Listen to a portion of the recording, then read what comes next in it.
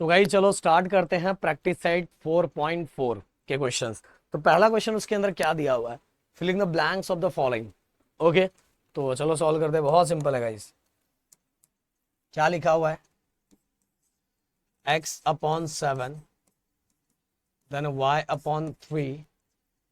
Then पहला वाला हम लोग सॉल्व करते हैं 3x + 5y, और हमें ये डैश नीचे का फाइंड करना है।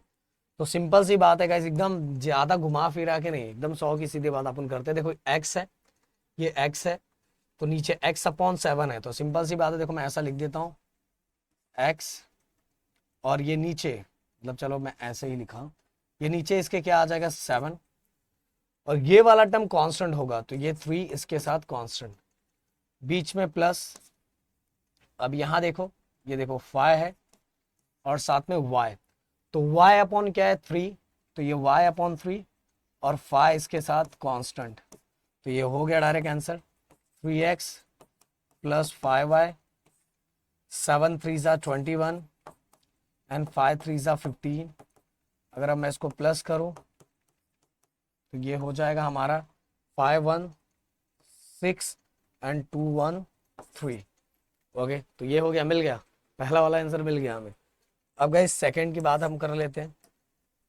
फिर से मैं अगेन लिखता हूँ x/7 y/3 equal 7x - 9y, और हमें ये फाइंड करना है।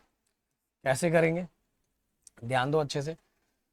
अब देखो 7x - 9y, जैसे अपने को समझेगा ऐसे करोगे तो। अब गाइस देखो x के नीचे क्या है 7, ये हमने 7 लिख दिया, और ये टर्म कांस्टेंट है तो ये सेम ही रहेगा, 7 ऊपर है तो नीचे भी 7, माइनस y/3 है, और ये 9 कांस्टेंट ही रहेगा। अब देखो सॉल्व करो सिस्टमैटिक, 7x 9y 7 7 ज़ा 49 एंड 9 3 ज़ा 27। अब सॉल्व करते हैं तो 7x - 9y। अब गाइस यहाँ ध्यान दो, 9 में 7 गया 2 बचेगा, एंड 4 में से 2 गया तो 2 बचेगा, तो ये हो गया हमारा 22। क्लियर। तो गाइस फटाक से इसका स्क्रीनशॉट ले लो, हम बढ़ते हैं अगले क्वेश्चन की तरफ। अगला क्वेश्चन क्या दिया हुआ है,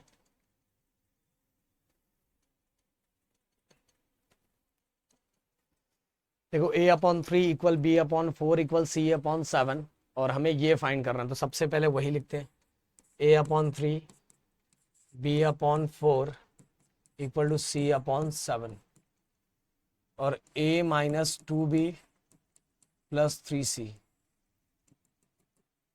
ओके, तो चलो सबसे पहली बात तो गाइस a, मैं यहाँ चलो ऐसे फिर से लिखता हूँ।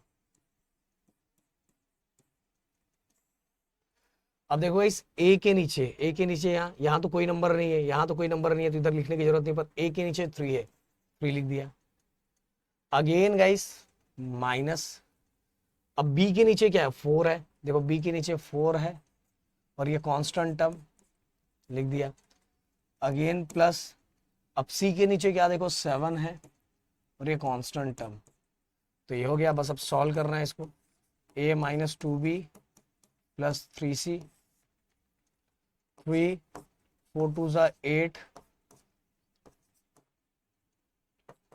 अब गाइस 21 में अगर हम 3 प्लस करेंगे तो 24 होगा। 20 देखो ये भी प्लस है ये भी प्लस है, तो 21 में 3 प्लस करो तो 24 होगा। एंड 24 में से अगर 8 हम निकाल देते हैं, पहला 4 निकाला तो 20 हो गया, और 4 निकाला तो 16 हो गया। तो a - 2b + 3c/16। ओके, हो गया ये। अब गाइस अगला एक और दिया हुआ इसमें क्वेश्चन, फिर से मुझे ये a लिखना पड़ेगा, a/3 equal b/4 equal c/7। इसके अंदर गाइस हमें नीचे के टर्म दिए हुए हैं,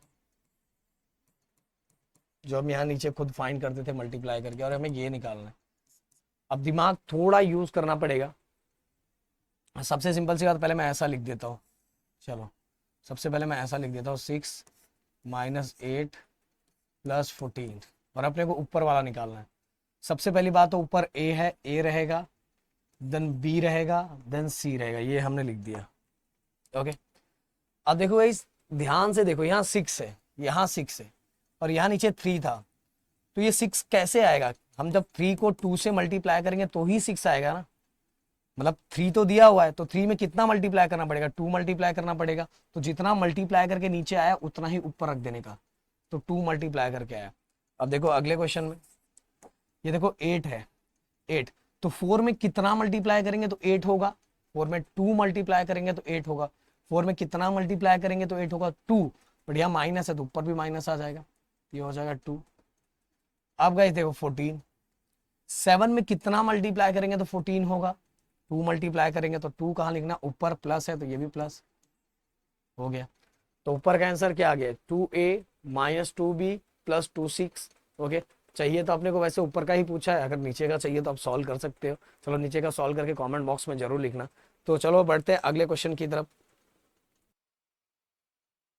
अगला question, 5m - n = 3m + 4n, then find the value of following expression. Guys देखो ये अपने को करना है, पर इसके लिए आप सभी को पता है, इसके पहले भी हमने सॉल्व किया था, तो हमें a/b चाहिए। अगर a/b नहीं दिया हुआ है तो हम किस तरह से फाइंड करते हैं, ये सभी क्वेश्चन हमने देख लिया है कि a/b नहीं दिया है तो हमें क्या करना पड़ेगा, पहले कॉम्पोनेंट और डिविडेंड यूज करके a/b निकालना पड़ता है। तो उसी तरह से इसके अंदर हमें m/n नहीं दिया है, तो ये वाला इक्वेशन लेके हम पहले m/n निकालेंगे, फिर m/n को हम इसकी तरह बनाएंगे। तो चलो सबसे पहले ये जो इक्वेशन हमें दिया है 5m - n 3m + 4n। Okay, अब m को एक साइड कर देते हैं, बड़ा m है इसके बाद छोटा m लेके आ जाते हैं 3m, बड़ा n है तो इसके बाद छोटा n ला देते हैं। 5m में से 3m गया तो 2m बचा, 4n + 1n तो 5n हो जाएगा। अपने को किसकी वैल्यू चाहिए, इस m/n की वैल्यू चाहिए, तो n इधर ले लो और इधर क्या बचा 5, और ये 2 को इधर ले लो, ये देखो नंबर n इधर आ गया और 2 उधर चला गया, तो ये हमारा m/n का आंसर आ गया गाइस। अब गाइस अगर आप ध्यान से देखोगे, अब आपका गेम बहुत अच्छे से स्टार्ट हो जाएगा। हमें इसको इसकी तरह बनाना है, इसको इसकी तरह बनाना है। इसको इसकी तरह बनाने के लिए पहली बात तो स्क्वायर नहीं है, इधर ही ध्यान दो बस, इधर ये अपने आप होता जाएगा, जो इधर करने का वो इधर चुपचाप कर देने का। इसको इसकी तरह बनाना है, तो पहली बात तो देखो यहाँ m/n है, तो यहाँ स्क्वायर नहीं है, तो हमें स्क्वायर करना पड़ेगा। स्क्वायर करने के बाद कॉम्पोनेंट डिविडेंडो करो, आंसर आ जाएगा। तो सबसे पहले चलो यहाँ मैं फिर से लिखता हूँ m/n = 5/2, तो squaring on both the sides, दोनों साइड स्क्वायरिंग करो, m² n² 25/4। अब स्क्वायरिंग कर दिया है गाइस, अब प्लस और माइनस चाहिए, तो हम क्या करेंगे, by using componendo and dividendo. Component dividendo use करेंगे तो नीचे वाले के साथ प्लस करते हैं, m² + n² m² - n²। अब अगर इधर किया तो सिंपल सी बात है, इधर भी करना पड़ेगा, 25 + 4 एंड 25 - 4 आ गया आंसर।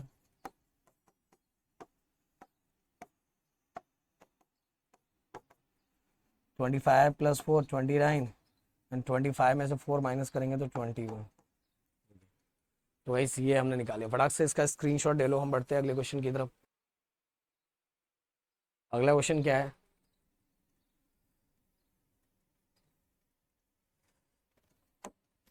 3m + 4n। अच्छा, मतलब यही वाले क्वेश्चन का है, तो हमें ऑलरेडी यहाँ m/n की वैल्यू हमने निकाली है 5/2, यही है ना 5/2। अब गाइस इसको हमें इसकी तरह बनाना है, तो सिंपल सी बात है, m के पास क्या, इसको इसकी तरह बनाना है, तो ध्यान दो m के पास क्या कमी है, 3 की कमी है, और n के पास 4 की कमी है। जैसे ये कमी पूरा कर लेंगे, फिर हमें प्लस और माइनस दिखाई दे रहा, तो हम कॉम्पोनेंडो और डिविडेंडो यूज कर लेंगे। तो हम लिखेंगे मल्टीप्लाइंग, देखो m के पास 3 नहीं है और n के पास 4 नहीं, इसीलिए multiplying 3/4 on both the side. एक साइड तो मल्टीप्लाई नहीं कर सकते, तो दोनों साइड 3/4 इधर भी मल्टीप्लाई किया, अब उधर भी 3/4 मल्टीप्लाई करना पड़ेगा। ओके, तो ये लिखो 3m प्लस 4n, 5 3 15 एंड 4 2 8। अब गाइस क्या करेंगे, देखो आ गया। अब इसके अंदर क्या कमी है, प्लस और माइनस, तो ये कैसे मिलेगा, बाय यूजिंग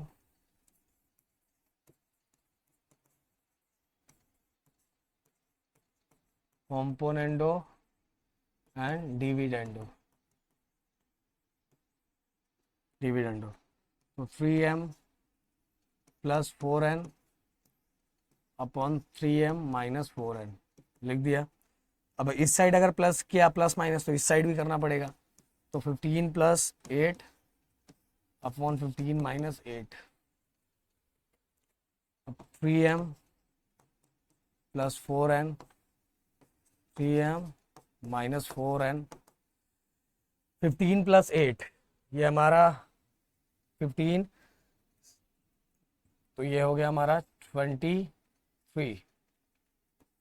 ओके, अब 15 में से अगर 8 हम माइनस कर देते हैं, 5 6 7, तो हमारा बच जाएगा 7, तो 23/7। ओके, सो गाइस अब बढ़ते हैं अगले क्वेश्चन की तरफ। अगला क्वेश्चन क्या दिया हुआ है, अगले क्वेश्चन में क्या लिखा, if a bracket y plus z equal b bracket z plus x equal c bracket x plus y and out of a b c no number two of them no two of them are equal, then show that y minus z upon a bracket b minus c equal z minus x upon b, c minus a equal x minus y upon c bracket a minus b। Okay, तो guys ये हमें ना, देखो हमें ये equation का use करके हमारा फाइनल रिजल्ट ऐसा होना चाहिए, ये इक्वेशन का यूज करके हमारा फाइनल रिजल्ट ऐसा आना चाहिए। पर मैं हमेशा ना अपने स्टूडेंट्स को यहाँ चालबाजी करते हैं, हम लोग चीटिंग करते हैं। क्या चीटिंग करते हैं पता है, दिख रहा होगा अभी, मतलब ये इक्वेशन का यूज करके, ये जो हमें दिया हुआ इसका यूज करके हमें इसको इसकी तरह बनाना है, ये दिमाग में रख लो। पर मैं क्या चीटिंग करता हूँ, देखो अभी ध्यान दो। सबसे पहले ये जो हमें दिया हुआ है a y plus z, b z plus x, c x plus y, ये लिखा हुआ है। ओके, अब मैं क्या करता हूँ, ये पूरा जो एक्सप्रेशन दिया है इसको हम लोग divide by a b c से डिवाइड कर देते, ए बी सी पूरे इक्वेशन को ए बी सी क्यों कर रहा हूं अभी समझ में आ जाएगा। ए बी सी से हमने डिवाइड कर दिया। अब डिवाइड कर दिया, डिवाइड करने के बाद यहाँ देखो ए कैंसिल, यहाँ बी बी कैंसिल और यहाँ सी सी कैंसिल। तो फाइनली हमारे पास क्या बचा, हमारे पास बचा y plus z upon b c, और यहाँ क्या बचा है z plus x upon a c. आगे क्या बचा है अपने पास x plus y upon a b. Okay, ये सभी अपन यूज करेंगे सभी, इसीलिए इसको ले लेंगे k bye theorem of equal ratio का थ्योरम यूज करेंगे, मतलब सबको इक्वल हमने k ले लिया। अब यही यूज करने वाले गाइस, देखो बहुत सिंपल है। अब मैं क्या करने वाला, अब यहां से अपना चीटिंग वाला प्रोसेस स्टार्ट होगा। सबसे पहले ये सभी को इक्वेट करना है, इसलिए k इक्वल टू पहला वाला उठाता हूं मैं, पहला वाला चीटिंग करते हैं, मतलब ऊपर वाला मत लिखना, यही देखो जो आपने को दिया ना उसी से चीटिंग करेंगे हम लोग। अब देखो ये वाला ध्यान रखो, ये आपको दिख रहा होगा, ये देखो ये। अब इसको ब्रैकेट को मैं ओपन कर देता हूं, ए को बी के साथ किया तो ए बी और ए के साथ किया तो ए सी। ओके, अब देखो इस ए बी की वैल्यू कितनी दी है, ध्यान दो ए बी की वैल्यू कितनी, एक्स प्लस वाई, देखो मैंने एक्स प्लस वाई लिख दिया। अब इसको ना जो हमने ऊपर सॉल्व किया, ये जो नीचे आपका आया हुआ है, तो ए बी देखो आपने जो फाइंड किया, ए बी की वैल्यू कितनी, एक्स प्लस वाई, बीच में क्या माइनस, ए सी की वैल्यू देखो कितना है, Z plus x, Z, but दो इक्वेशन के बीच में माइनस होता है तो अंदर का साइन चेंज हो जाता है, तो ए सी जेड प्लस एक्स है, बट यहाँ हम क्या लिखेंगे माइनस, क्योंकि दो इक्वेशन के बीच में माइनस है। अब देखो गाइस, इसको मैं सॉल्व यहीं कर देता हूँ। अब यहाँ एक्स एक्स कैंसल, और क्या बचा हमारे पास, हमारे पास बचा है पहला हमारा k equal to y minus Z और दोनों में से अगेन ए कॉमन और बचा बी माइनस सी। तो ये हमारा पहला हो गया, यहाँ लिख देने का bye theorem of equal ratio. Okay, अब अगला फिर से चीटिंग करेंगे। पहला मिल गया, इसको इक्वेशन नंबर फर्स्ट दे दो, पहला काम हो गया है।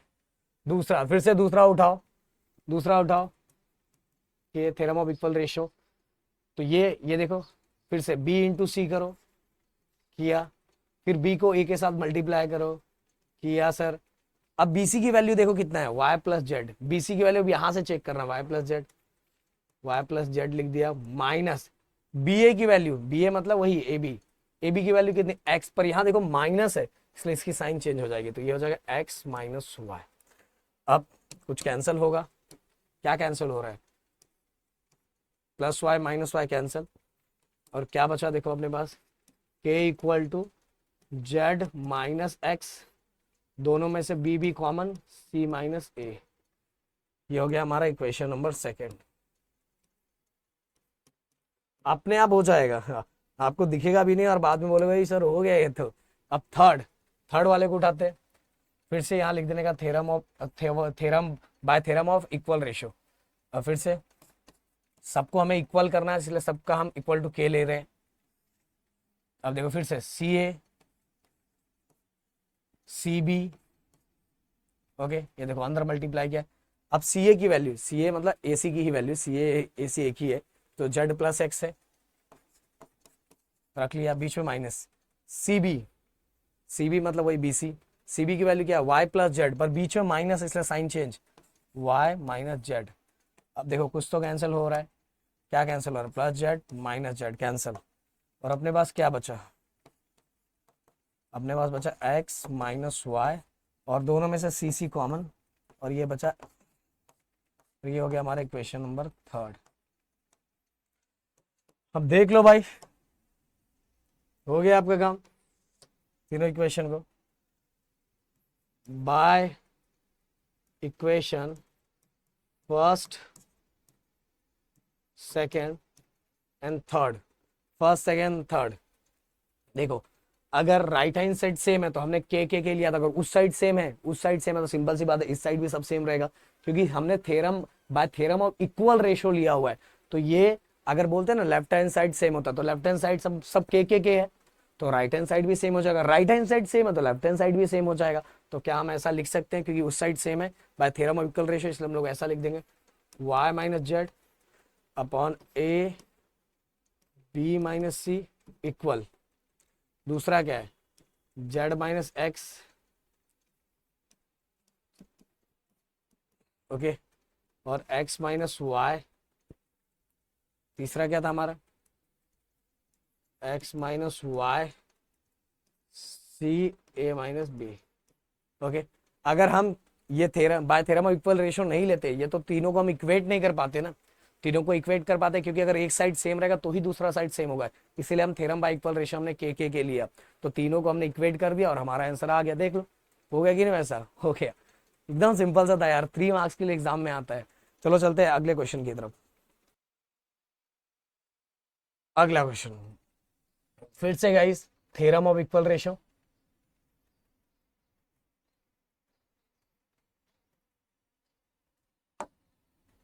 हम क्या करेंगे, सबसे पहले हमें जो एक्सप्रेशन दिया हो हमें इक्वल टू 1 चाहिए, सभी को सॉल्व करके इक्वल टू 1 चाहिए। तो देखो डायरेक्ट लिखा हुआ है X plus Y plus Z, ये तीनों को प्लस करना है, X plus Y plus Z तीनों को प्लस करना है भाई। तो X 3x minus Y minus Z, और which is not equal to 0 भी लिखा हो, Y 3y minus Z minus X equal Z plus 3z X minus 2 equal to K by theorem of equal ratio.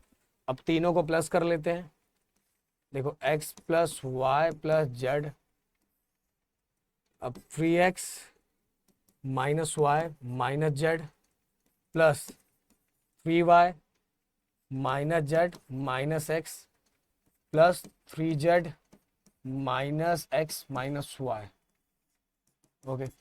अब देख लो guys क्या आ गया, अब देखो 3x में से, 3x में से ये देखो 3x दिखाई दे रहा है, 3x में से एक x निकाला तो 2x बचा, और एक x और निकाला तो ओनली x बचा। तो हमारे पास बचा क्या है, आप देखो x plus Y plus z. पहला 3x में से एक x निकाला तो 2x बचा, एक और x निकाला तो ओनली x बचा। फिर इसके बाद गए 3y में से एक y निकाला तो 2y बचा, और एक और y निकाला, एक और y निकाला, ये देखो एक और y निकाला तो ओनली y बचा, क्योंकि बिगर नंबर को प्लस का साइन है। इसके बाद गए z, देखो 3z में से एक z निकाला तो 2z बचा, एक और z निकाला, एक और z है देखो, तो निकाला तो ओनली z बचा, क्योंकि बिगर नंबर का है प्लस का है। कैंसिल कर दो, x plus Y plus z upon x plus Y plus z, तो जैसे 2/2 कैंसिल करके 1 बचता है, वैसे ये भी क्या हो गया 1 बचा। अभी मैं टाइम देख लूँ, क्योंकि मुझे लेट हो रहा है, आगे क्वेश्चन करवाना चाहिए कि अभी कि अगले लेक्चर, क्योंकि अभी मैंने 3 लेक्चर रिकॉर्ड कर दिए। कितना टाइम हो रहा है कि मेरे को भी जिम जाना है, तो ठीक है, बाकी क्वेश्चन कल के लेक्चर में। सो गाइस, जितने क्वेश्चंस मैंने करवाए उन सभी को बहुत अच्छे से प्रैक्टिस कर लेना और बहुत अच्छी तरीके से कर लेना। तो मिलते हैं नेक्स्ट वीडियो में। Thank you so much guys, जय हिंद एंड जय महाराष्ट्र दोस्तों।